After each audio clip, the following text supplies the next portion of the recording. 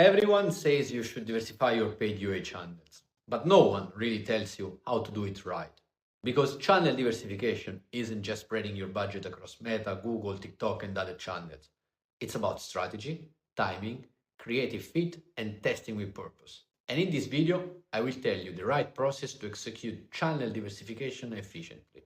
In 2025, relying on just one or two ad networks is very risky.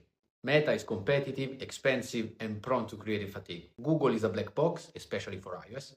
And TikTok, it's powerful, but only if your creatives match its native style. And even then, it can be quite tricky to scale for some apps.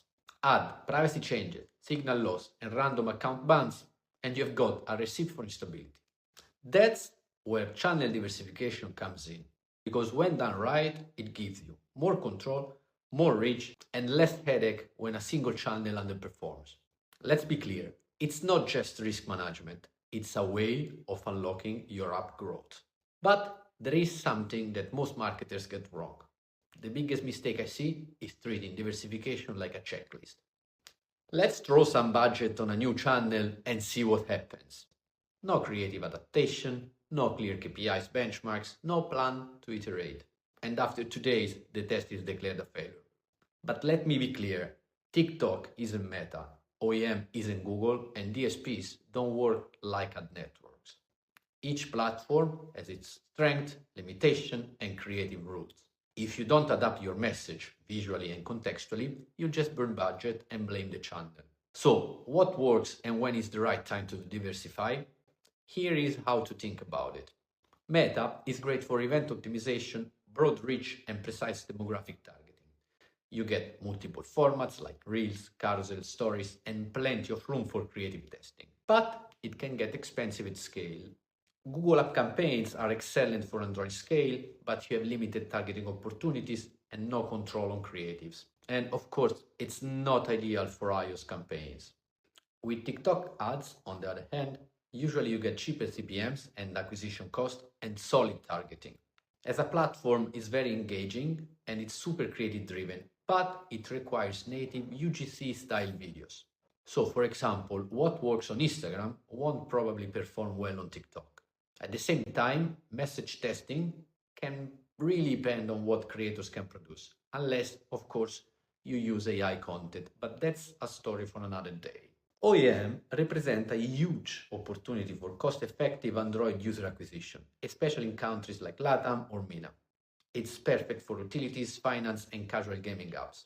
And it's not just pre-installed, it includes setup flows, recommendation, notifications, and other placements that are exclusive for OEMs. DSPs are great for ROAS-focused campaigns. Platforms like Moloko, AppLovin, Liftoff can really help you scale. But they need bigger budgets and longer learning phase. So, if your budget is tight, DSPs aren't the place to start. Other channels? Absolutely. There are other social media like Reddit, Pinterest, X that are great for niche targeting. You can also rely on traditional channels like print, radio, CTV, OOH. They can work too if your product and budget allow it. However, there are 3 essential requirements for diversification. Number 1, you need to have enough budget. If you are under 10K, focus on 1-2 core channels, and once they are stable, you can test other channels using small, structured tests. 1-2K with clear KPIs like CPI or cost per trial. The second requirement is to have proper tracking. An MMP setup is non-negotiable. You need clean attribution to measure and know what's working and what's not working. Number 3, you need to have creative capabilities. Different platforms require different creative styles, message, and formats. Everything needs to be tailored to the platforms and to the audience we are targeting. You cannot run the same ad across TikTok, Meta, and the DSP and expect results. Now, let me give you an example of channel diversification application. In a recent project, we helped a survey app move from a Google-only UA strategy to a diversified stack with OEM and influencer and all the other channels that we mentioned before. The result, CPI dropped by 40%, new markets were unlocked, and ROAS increased by 273%. You can see the full case study in the comments, by the way. That didn't happen by chance. It happened through structured testing, adapted creatives, and clear KPIs. So, next time someone tells you to diversify, don't just tick boxes. Ask yourself these things. Is this channel aligned with my growth stage? Do I have creative resources to test it properly? Do I have enough budget to test this channel? Do I even know what success looks like? Channel diversification isn't a checkbox. It's a competitive advantage if you know how to use it. Stop chasing and testing new platforms just for the sake of saying that you are diversifying. You need to start building a strategy that is intentional, testable, and scalable.